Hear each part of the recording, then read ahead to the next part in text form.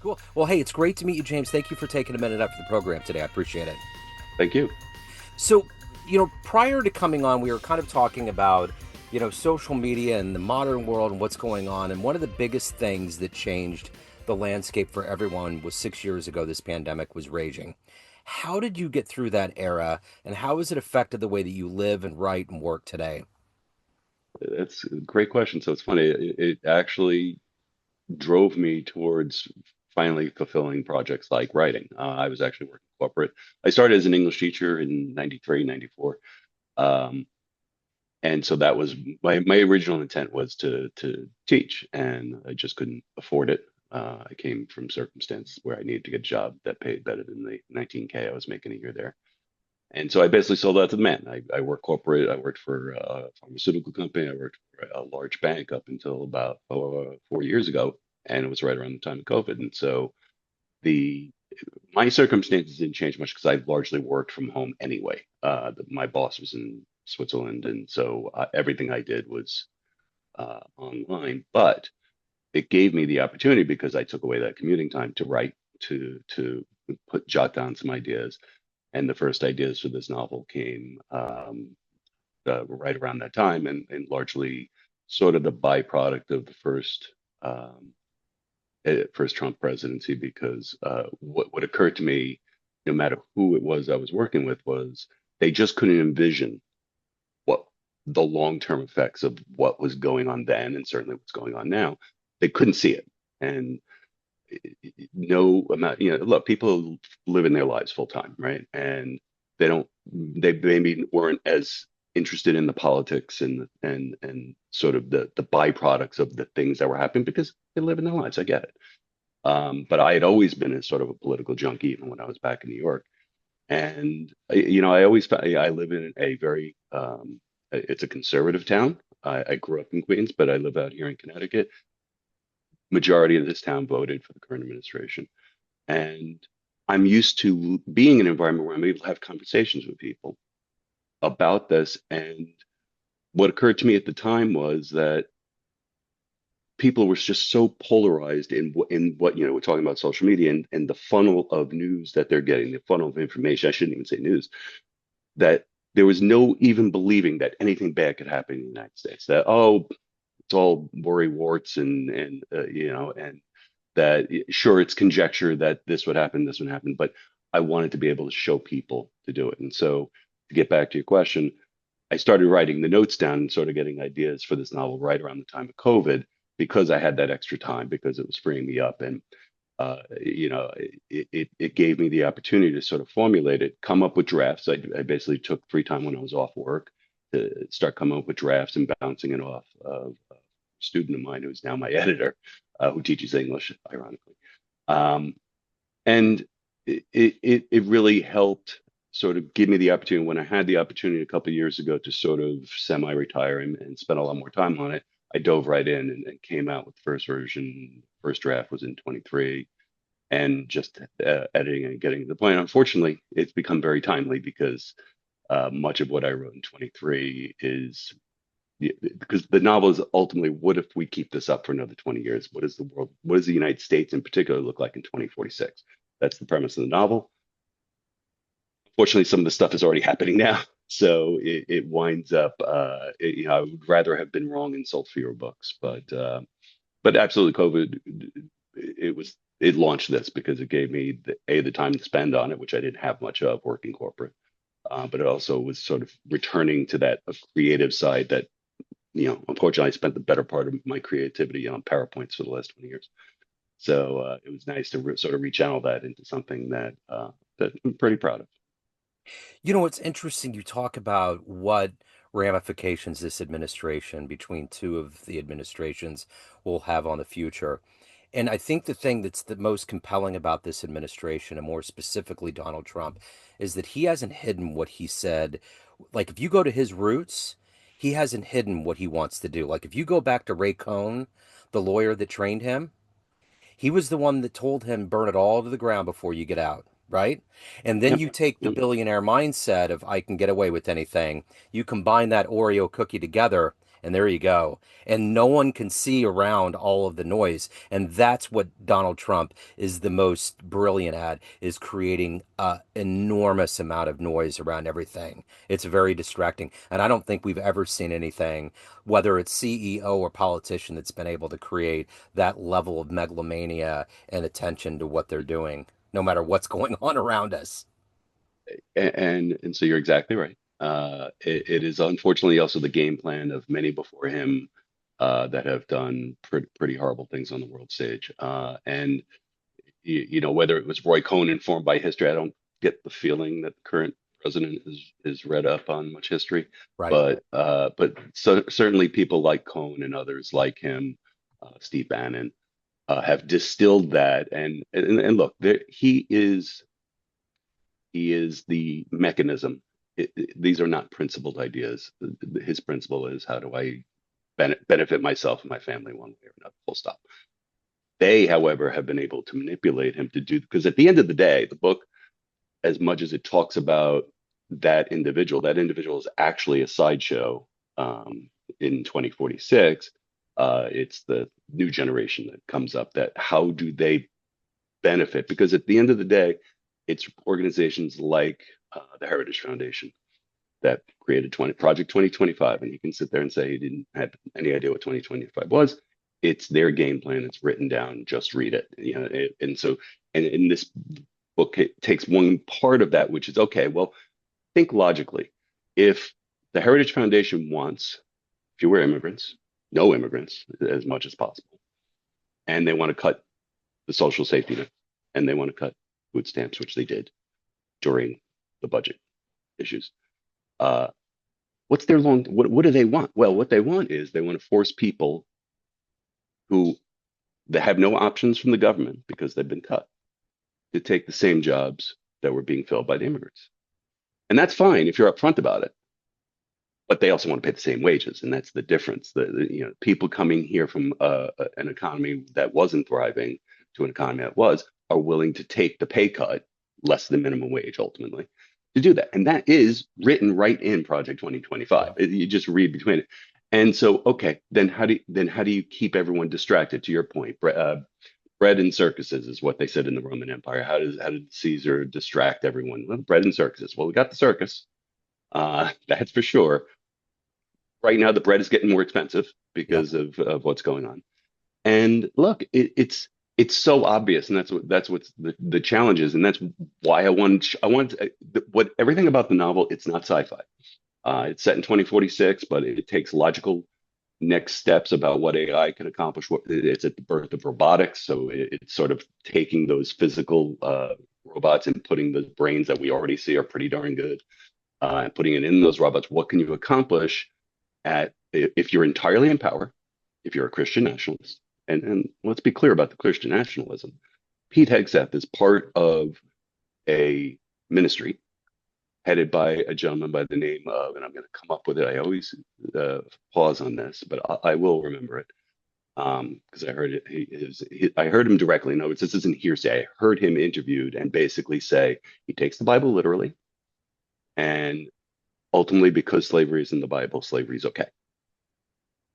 He's an apologist for American slavery, for chattel slavery in particular, the idea that a person, a human being, is property. Uh, that gentleman, Wilson is his last name. I'll remember his first name, but it's a ministry out in Idaho. This gentleman has spoken at the Pentagon, has had services at the Pentagon. Wow. So you're already talking about Christian nationalists in the most powerful position in our military. Frightening. Yes. Yeah. Has he proven to the military that he's inept and incapable? And ultimately, all the talk about how we've won the war in Iran, how well did that work out? Not so well. I mean, we're obviously saying yes, the military was a success, but it's not only about military. Yeah. It's about organization. It's about political goals and ends. Um, so yeah, it's a little frightening. I wish I was wrong on more of these things, but unfortunately, it's not that hard because we've seen this game plan before. So, okay, how does it, and I just wish more. What's interesting is people are starting to see it, even on the right. There's the base 30% that will swallow whatever they feed. But even the folks on Fox News are not happy about the war. Even the Tuckers of the world are, and the Megyn Kellys of the world are starting to say, hey, and the enrichment, the personal enrichment is just blatant and out of control. And to your point about, well, when the Supreme Court says you can do whatever you want when you're president, guess what? He decided he was going to do whatever he wanted, including make himself a multi-billionaire. Yeah, for sure. So I want to dig into your history and what you've done in your career. And I'm going to put you in front of 13-year-olds. You're at career day, and one of the kids wants to know what you do for a living. How do you synthesize your professional experience that makes sense to their brains? It originally started, actually, I was, as I said, I was an English teacher, but I was also a computer wonk on the side. And when I decided that I couldn't afford to stay teaching, I went into train. And it's sort of a testament to no matter where, and this is particularly true of this generation, wherever you think you're trained to be and wherever aisle you think you're supposed to be.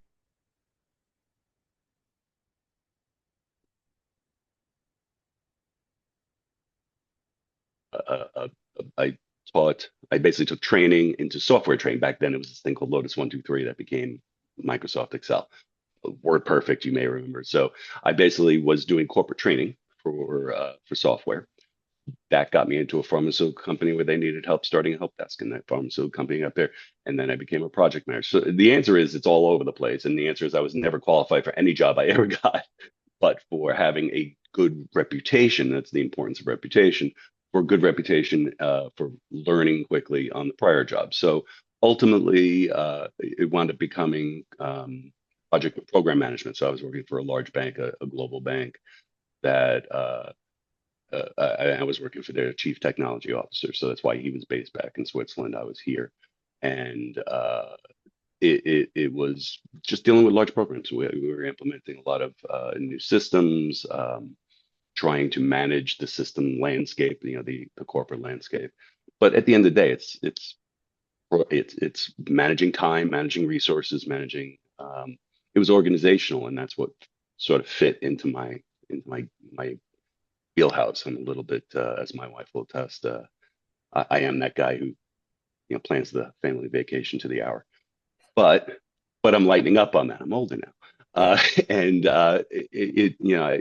as these things happen, the company wound up doing mass layoffs a couple of years ago, laid me off, and wrote me a check, and other circumstances basically allowed me the opportunity to sort of semi-retire, um, write, do a couple of little things, but that was my opportunity to get back into uh, things that I really like, things that we all put down for our careers. I mean, you're fortunate you're doing something you love, right?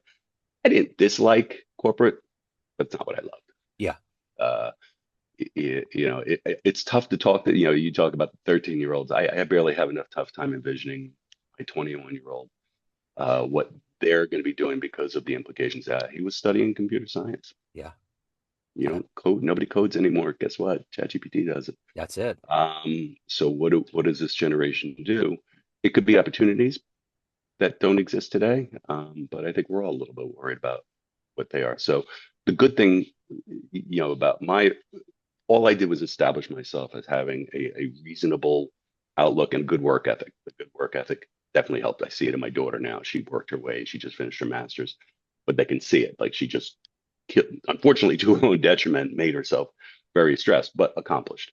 Um, Looking at the qualities of what this generation needs, especially in an environment that's going to change. I see it as those qualities having, being reliable, being trustworthy, being dependable in whatever you wind up in, being flexible enough and having the emotional intelligence enough to be able to shift gears when the technology or the social environment changes into one direction or another when it comes to whatever business opportunities are coming. I'm in technology. I've been in technology for years. Oh yeah, I've been mincing with education as well. I ran some labs for the Y, but I remember one a job that I was interviewed for. It's my current day job that I have now is an IT technician. And the IT director at the time had two basic criteria. You could have all the certifications and bachelor's and whatever degrees, but he said he had two criteria, a good attitude and a willingness to learn. That's it. that's it. And from there, you can add everything on top of it because at that point you can teach anybody anything. And if you're already in Yes. technology, and as you very well know, when you come from the 90s, it was all about the bosses that wanted to save money and they would throw things on your back and you learned on the job. So you Yep. were already like I remember I Yep. was at a healthcare consulting firm and I was doing desktop publishing, but I was kind of grandfathered into technology because they didn't want to pay a technician. Like you knew that this was like Microsoft was just figuring this stuff Oh out, yeah. right? Like Yeah. you knew Windows, what was it, Windows XP? You knew it was bad. It was always there was always when they came out with OUs, I remember organizationally, like you were at the cusp of it, and now this generation is at the cusp of all of these crazy new technologies that everyone thought was 10 years down the road, and it's sort of the same environment. I wish I could say it was up. I wish I could be as optimistic as if their outcome is going to be the same as ours was in the 90s, but we'll see. I've Yeah. heard all sides of the argument Yeah. I as far as I'm sure you have read them as well. yeah. I can't quite be as optimistic. So Yeah, I get it. I totally get it. So let's go back to when you were 13. What did you want to be when you grew up? What was your dream gig? I had no idea. Well, I mean, it was funny. My daughter recently found the Commodore 64. Believe Commodore still exists, and they just came out with a flip phone. And I'm like, that's what I used to back then. I'm sounding like my grandfather already. But you would get code in a magazine called Uh-huh. Compute, and you would type that code in manually, and you would put it on a cassette tape. So my thought was originally to I actually went into school, which I shouldn't have. I should have taken a gap year or something, but I went to school. I didn't come from good circumstance, so I wound up doing what stupid kids do in their freshman year of college, which was bring their way out of freshman and sophomore year. Um, so the idea was originally, yes, I would go into IT. I would be a coder, which is why I was always sort of computer wonk. But after that, I kind of had to reset and say, okay, well, what do I really want to do? And teaching is what came up because I was always, I always enjoyed the reading. So the idea was, and maybe still can be that I teach in some way because uh, so they changed, right? I went from IT over to English, and I loved it. Best 3 years of my life. I actually just revisited the high school out on Long Island that I used to teach at, and I remember those days. I can remember very little over the last 20 years, the birth of my kids and my marriage, but other than that, I remembered those 3 years at that school teaching, and then just remembering and envisioning what it was like, the sunny day in spring when and in fact, everyone was reading. I mean, everyone had to show Poet Society, and I'm not saying I was standing at my desk or anything like that, but it was just such a great time where I really felt like it mattered. I know it mattered to some. Some of the former students still keep in touch, Mm. and that's what's kind of nice about this. So like that, I'm able to sort of get back to that creative side. I honestly forgot how to read creatively. Like I've just read a book called Yesteryear, which is also sort of it has similar themes to mine, but like I forgot how to read for enjoyment. I've been reading nonfiction, and I was doing audiobooks all the time because I had an hour commute into Stanford, and uh, that creativity side. And I'm sure this is what you get from the music. It's you almost forget it because if you're doing 10-hour days and you're driving 2 hours, 2.5 hours a day back and forth, what's time for that, right? Yeah. You wake up and you go back to work and do the grind and maybe have a good weekend, maybe not. I'm lucky. I'm fortunate that I kind of got out of that group at a relatively earlier age. Most people aren't retiring until 5, 10 years from where I am, and I'm lucky, and I'm hoping to take advantage of it as much as I can. So what were you reading growing up? What were the books, the precursors to Ashes of the Republic and what you're doing now? You know what's funny? I did read. I was into Dune, so I'm not. And again, not that Ashes it's not sci-fi by any stretch. It feels very much like today's world. But I did like the Dune, but I did read a lot of the classics. So my degree was American English, and it wound up being a lot of transcendentalists. So, but also I had a great. I remember I went to a Catholic school in Queens, and one of the brothers made us all read the lyrics to The Wall, Pink Floyd, and you read those just by itself, and it really hits a kid at 15, 16 years old, and I actually wound up teaching it when I taught as well, because take the music away, um, it reaches to kids. So that kind of kept me in that genre. So a lot more, I had obviously I had to read all the classics for my undergrad, but there's a New York author, Paul Auster. I became a big fan. He just recently died. Um, and but very like very surreal, like a lot of surrealism with the language and with the it had a lot to do. It had to be more philosophical. It wasn't being shy about its search for identity themes and things like that. So, but loved John Irving. I Yeah. just rewatched the World of Garden of Garp Oh my God. for the upteenth time because I saw my book. I thought of it because I saw my book in an actual physical bookstore, and I remember the scene in Garp when he was walking by the bookstore and it was on the front shelf. And there's just some, even though I'm not a you know bestseller, but I that get what a it. great book. Oh my But you, God. The iconic everything in there, just like we never saw things like that. The acting, the whole yeah, thing. And then I remember reading A Prayer for Owen Meany. Yeah, Irving, yes, man. Just what yeah, a great, but the movie was a dud. They just didn't do it. But the yeah. book was so good. Yeah, Irving was, yeah. I was I'm an audiobook guy and I was listening to something recently to revisit him and he's just so good. Just so And good. he's still kicking. He Yeah. is. They were just. His son is a Olympic. He's an Olympian skier. I think his son is an Olympian skier, and he's still kicking. He lives up in Canada because he's so fed up with the United States, Yeah. but which is for all the reasons evidenced in things like Owen Meany. But yeah, no, he's such a character. And those books, think about, and John Lithgow. He was in, and I he's now on know. Broadway. That dude is just kicking forever Oh too. my God. And think about the character he played. I He know. played a trans character At that in what time, was that movie? Early 80s, early probably. 80s, yeah, 82, 83, yeah. Yeah. Crazy. Yeah, no, and Irving, never afraid. Think about the places he went with his literature, and I think that's why he caught so early. Yeah, That unfortunately he loves his words so much, he keeps coming out with like 800 page, 900 page. Like I I think know. his most recent novel is like 800 pages, something like that. It's like, John, we love you, but trim, get the editor to trim you a little bit. Yeah, let's make it into a poem. Yeah.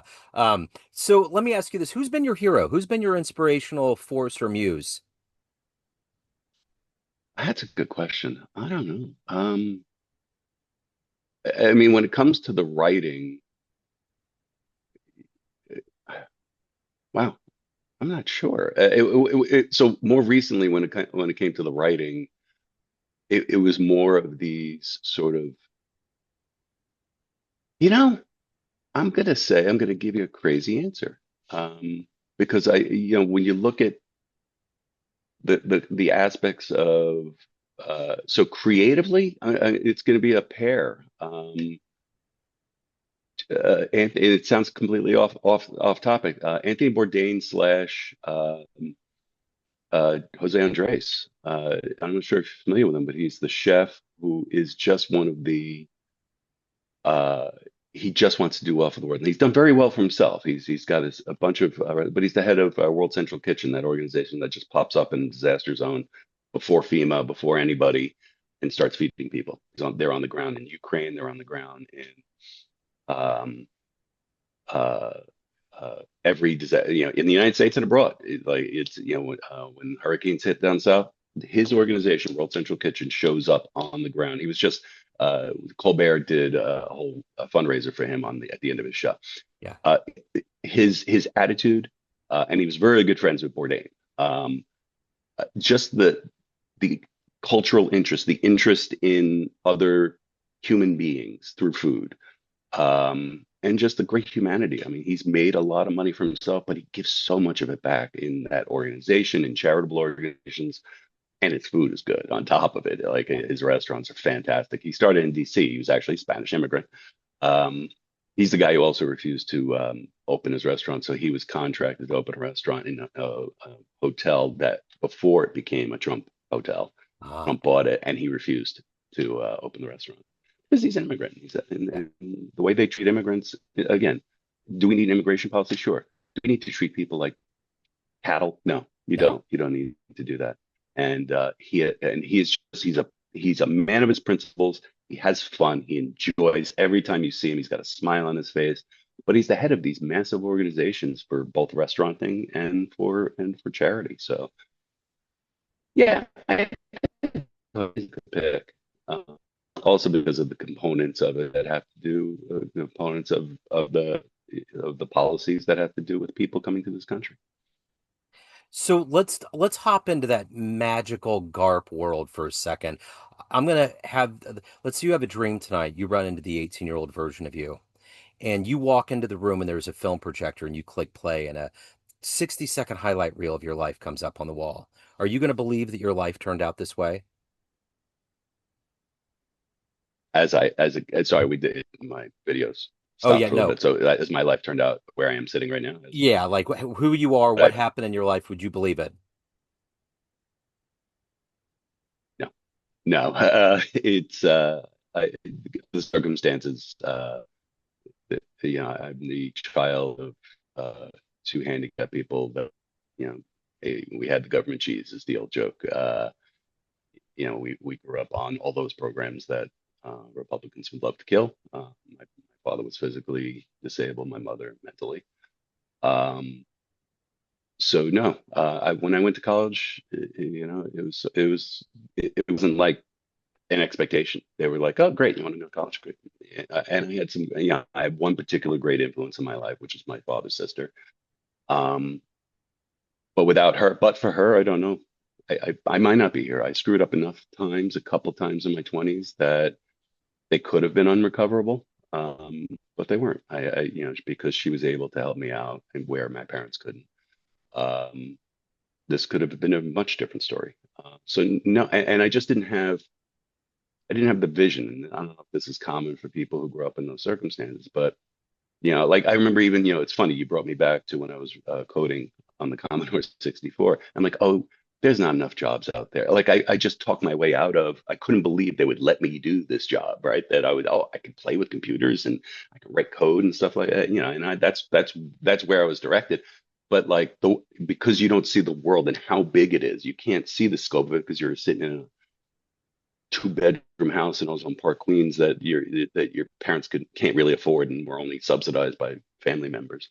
You don't have the vision because you don't know the world. And again, we didn't have the internet either. Unfortunately, these kids know too much about the world. Whereas, I knew New York City. I knew the few things that I learned in high school and what was around me, but I didn't have the vision to even see. So honestly, it was a very in a way a good thing. It was a very live in the moment life, which again, the risk you have if you don't have a plan, as my daughter did, and my son is working on, is because you can't make a plan if you don't know what your options are, and I know what my options were.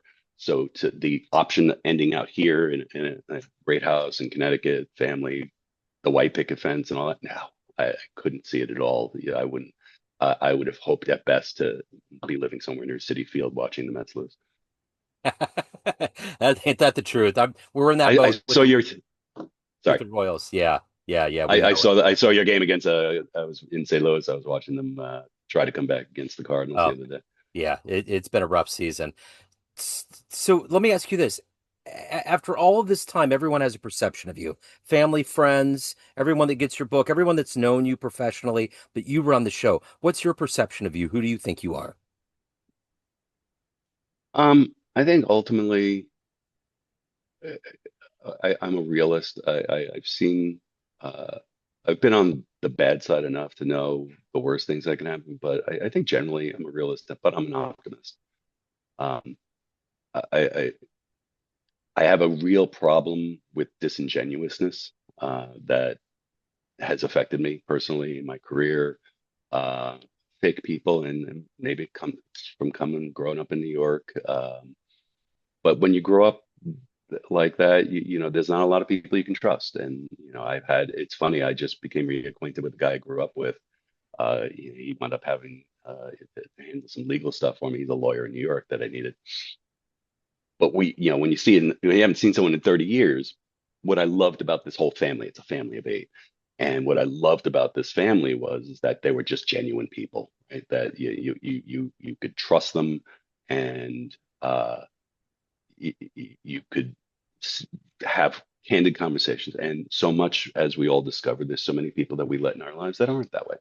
And it's what I think it's what enabled me to trust my old student who basically said, no, you should keep writing. You should uh, to do that because you at the end of the day, if you look around, there's so few. I can name five people that I entirely trust because they're real people and Yeah. because they're not portraying themselves as one thing and being another, ultimately working against you and all the things that you find in those social media things that we were talking about Yeah. before about all of the things that are just superficial and I can't hack the superficiality. And I think what people appreciate, for good or for bad, is they're gonna get what I really think. They're gonna get what just that's my daughter, you know. Fortunately, she almost has nothing that she almost does nothing that I disagree with. But they get the real me because I'm not trying to put on airs. I'm not trying to be something I'm not. And the notion that, and that includes being an author, right? I basically said to myself, if I can't really do this if I can't do this with credibility, if I can't do it, just because I go and make pizza in the oven doesn't make me a pizzaiolo, right? I'm not going to move to Naples because, oh, look, I made a pizza. And like, if I put something together and I put it in the time, I want it to be authentic and I want it to be, you know, credible. I want it to be worthy of someone's time because you're asking for someone's time. And, uh, I'm sure that's what my wife and family thinks that's what they get out of me. And look, that has good and that has bad. Sometimes you should just shut the hell up. But We that learn. part, unfortunately, is from Queens. Yeah, no, we learned that from age. So, Ashes of the Republic, what a timely, wonderful book. I'll have links in the show notes. James, great to meet you, man. Best of luck on the book. Best of luck with everything. Thanks for taking a minute out to talk about your life and the book. I appreciate it. I really appreciate your time. I enjoyed the conversation. Absolutely, yeah.